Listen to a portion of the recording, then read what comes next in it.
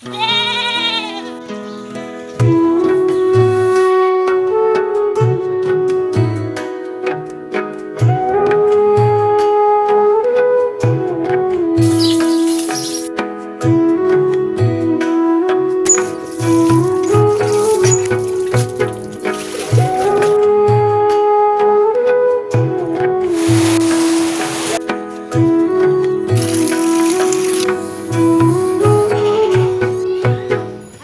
প্রিয় পরিবার, good morning সবাইকে। আশা করছি যে যেখান থেকে ব্লগখানা দেখছেন ভালো আছেন, সুস্থ আছেন।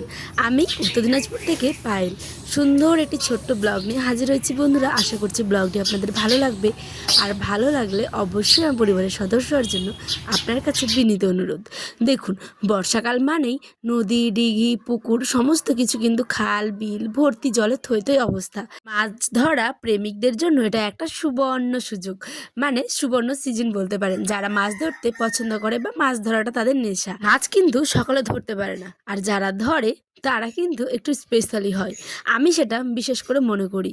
দেখুন, খালবিল নদীতে যখন এই থই থই জল অবস্থা, তখনই কিন্তু বর্ষাকালে প্রচুর মাছ কিন্তু পাওয়া যায়। নরম হোক কিংবা একেবারে জ্যান্ত, তার স্বাদগুলো যেন দ্বিগুণ হয়ে যায়, তাই না?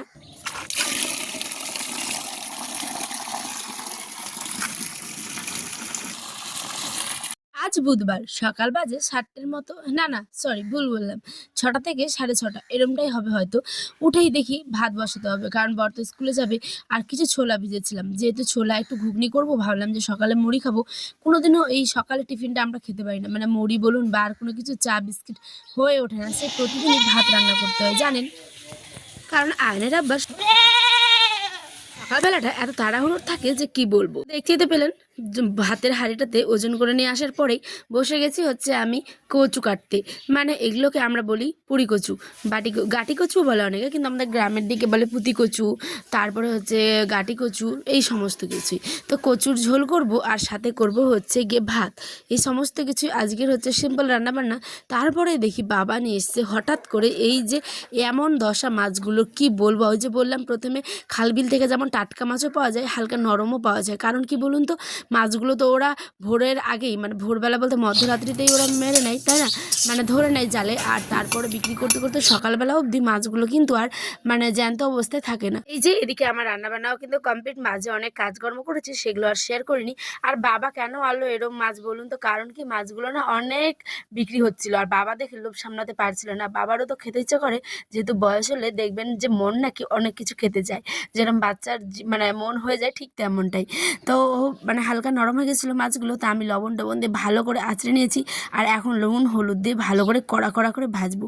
আর কি বলুন তো, মানে বর্ষার সময় না এই সব মাছ, মানে এখানে আছে শাটিক, তারপরে কই, তারপরে হচ্ছে গিয়ে টুকনা মাছ বলে গ্রামের ভাষায়, ঠিক আছে, তারপরে ট্যাংরা, তারপরে হচ্ছে শিঙি, পুঁটি, এই সমস্ত কিছু অনেক আছে। এটা হচ্ছে গিয়ে এই যে মাছটা বেশিরভাগ আছে এখানটায়, সেটা হচ্ছে লোটে মাছ, মানে আমাদের গ্রামের ভাষায় বলে শাটি মাছ। চলুন মাছগুলো এখন ছোট্ট ছোট্ট করে ভেজে নিই।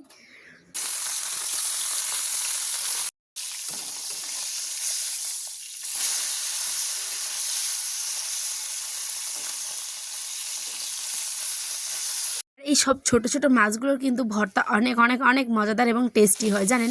সেরকম সুন্দর সুন্দর অনেক ব্লগ আছে, যেটাতে আমি শেয়ার করেছিলাম যে ভর্তা কীভাবে বানাতে হয় এই মাছগুলো দিয়ে। যারা যারা দেখেন, হাতে একটিবার সময় থাকলে দেখে যাবেন। এই মাছগুলো যেহেতু নরম, আর একটু সেই কারণেই ভালো করে দেখুন কড়া কড়া করে একেবারে ভেজে নিয়েছি। তারপরে এই গ্যাসটার যা অবস্থা হয়েছিল রান্নাবাড়ির পরে, প্রত্যেক দিনই আমার এটা মোছা চাই, কারণ আমি খাবো একটু দেরি করে, কিন্তু গ্যাস, তারপরে ঘর দৌড়, মানে সব গোছানো পরিপাটি মোছা কমপ্লিট হবে, তারপরেই কিন্তু একটু স্বস্তি পাই জানেন। কারণ একটা কাজ যখনই চোখের সামনে থাকে, তারপরে খাওয়া দাওয়া করে গল্প করা কিংবা রেস্ট নেওয়া, আমি সেটা পারি না একদম। আর কাদের কাদের এই বদ অভ্যাসটা বা ভালো অভ্যাসটা আছে, অবশ্যই কিন্তু কমেন্টে জানাবেন। চলুন, এখানে আমার তো সমস্ত ঘরের কাজ প্রায় কমপ্লিট, ঘর মোছা গোছাগুছি করা, রান্নাবাড়ি সমস্ত কিছু। আয়রন আব্বাও খেয়ে বেরিয়ে গেছে। মাছগুলো ভেজে ঠান্ডা হতে দিয়েছি, মানে একটু ঠান্ডা হয়ে গেলেই ফ্রিজে ঢুকিয়ে রাখবো, রাত্রে রান্না করবো তো তাই। এখন তো কচু করলাম, দেখতেই পেলেন। চলুন হাঁড়ি বাসনগুলো এবার ধুয়ে নিব হচ্ছে কলপাড়ে। কলপাড়ের দিকে আসতে ভালোই লাগে, কিন্তু কি বলুন তো, আমাদের বাড়িটা তো মাটির, মানে উঠোনটা তো মাটির কিনা, সেই কারণে জল যাওয়ার যেহেতু জায়গা নেই, তাই প্রচুর কাদা। আর এই কাদাগুলো পায়ের নখে ঢুকে ঢুকে ঢুকে কেমন জানি পাটা যেন ব্যথা করছে জানেন। বিগত 2 দিন হলো আপনাদের সাথে শেয়ার করা হয়নি।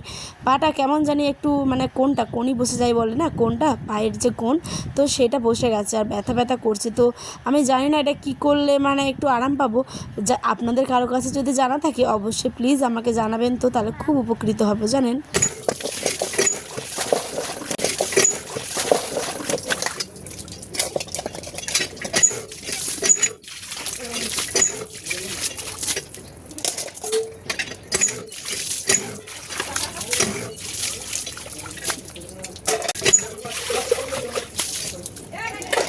বাসন ধুতে ধুতে দেখি যে বাইরে একজন দাদাভাই এসেছেন, সে নাকি ভাঙা ফোটা লোহার যে মানে আসে ভ্যানগুলো সেগুলোই। তো মা আবার বিক্রি করছিল এতগুলো টিন, মানে এতগুলো টিন আমাদের বাড়িতে যেহেতু মানে তেলের টিন আনা হয়, তো প্রচুর টিন জমে গেছিলো জানেন, তাই মা ওগুলোকে বিক্রি করছিল। আর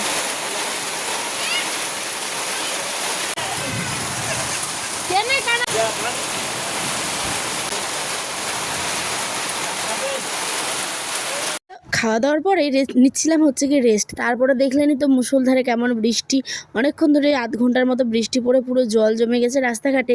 এখন যাচ্ছি প্রতিবেশীর বাড়িতে, কারণ আমাদের প্রতিবেশীর বাড়িতে হোক কিংবা গ্রামের যে কারো বাড়ি দেখবেন সবজি বাগান কিন্তু অল্প স্বল্প করে সবাই প্রত্যেকে লাগিয়ে থাকে। কারণ প্রত্যেকটা গ্রামের বাড়িতেই সবজি গাছ, তারপরে আম গাছ, কাঁঠাল গাছ, কলের চাতাল, তারপরে মাটির উঠোন, গরু ছাগল, এই সমস্ত কিছু নিয়ে কিন্তু পরিপূর্ণ। আজকে প্রতিবেশীর এই সবজি বাগান দেখে তো আমার পুরো মাথাই খারাপ, এত সুন্দর। মোটা নাই অল্প না, এটাকে গো গুরুকুন্ডা তো ফুল ধরেছে ভাই। ও এই যে এখানে ইসের ডগা, পুঁইশাক, গাঁদা ফুল, পেয়ারার গাছ, শশাগুলো তো মরে গেছে গো সব গো। আরে বাবা, এই যে মিষ্টি কুমড়া, বাহ। আমি কেন গেছিলাম বলুন তো, কারণ বিগত বেশ কয়েকদিন ধরেই মানে আমার দিদি হবে সম্পর্কে তো বলছিল যে আমাদের বাড়িতে প্রচুর মিষ্টি কুমড়ো ধরেছে, নিয়ে যাস। তো হয় না যে বাড়িতে কারো যদি অনেক গাছ লাগানো থাকে কিংবা ফল হয় কিংবা সবজি হয়, তাহলে দেখবেন আমাদের গ্রামের লোকগুলোকে কিন্তু একটু সে একটু করে দিয়েই যায়। প্রত্যেকের কথা আমি জানি না, কিন্তু আমাকে তো দেয়। আর এই যে এখানে দেখাচ্ছিলাম জুম করে যে কত সুন্দর একটা বড় মিষ্টি কুমড়ো, মানে ওটা পেকে গেছে, ওটাকে হয়তো এর আগের বার আবার লাগাবে, তাই ওটাকে মানে করে রেখেছে, বলে না যে পাকা করে রেখেছে। হ্যাঁ, তো এখানে আমার সমস্ত কিছু জোগাড় যন্ত্র কমপ্লিট। আর নিতে গেছিলাম যেহেতু মিষ্টি কুমড়োর ডগা, তো সেগুলো তো নিয়েছি। আর আপনাদের কেমন লাগলো অবশ্যই জানাবেন কিন্তু। এখন চলুন, রাত্রি হয়ে গেছে প্রায় 6:30 থেকে 7টা, এই যে 6:30 বাজে এখন। চলুন, রাত্রি বললাম, সরি সন্ধ্যা। তো এখন আমি মাছগুলোকে চটপট করে একটু হালকা গরম তেলে আবার গরম করে ভেজে নিলাম। আর এখন তেলের মধ্যে দিয়ে দিলাম পেঁয়াজ কুচি আর পেঁয়াজ রসুন মরিচ বাটা, এই সমস্ত কিছু বাটা মশলা দিয়েই এই কুমড়োর ডগাগুলোকে দিয়ে দিব হচ্ছে গিয়ে এখন। চলুন, আমার রান্নাবান্নাতে এখানে প্রায় শেষ হয়ে আসছে। দেখা পাবেন একটি ব্লগে। সকালে ভালো থাকবেন, সুস্থ থাকবেন। আর ব্লগটা কেমন লাগলো অবশ্যই জানাবেন। আর যারা আমার ব্লগটি দেখলেন শেষ অবধি, তাদের জানাই অনেক ভালোবাসা। তো এই যে কষা কষা করে তৈরি হয়ে গেছে শাটি মাছ বা টুকনো মাছ দিয়ে কুমড়োর ডগার রেসিপি। তো চলুন, ভাত হয়ে গেছে। আর আজ এত সুন্দর চাঁদ উঠেছিল, যেটা আপনাদের সাথে শেয়ার না করে থাকতে পারলাম না। তো আজ আসি বন্ধুরা, দেখা পাবেন একটি ব্লগে। সকালে ভালো থাকবেন, সুস্থ থাকবেন।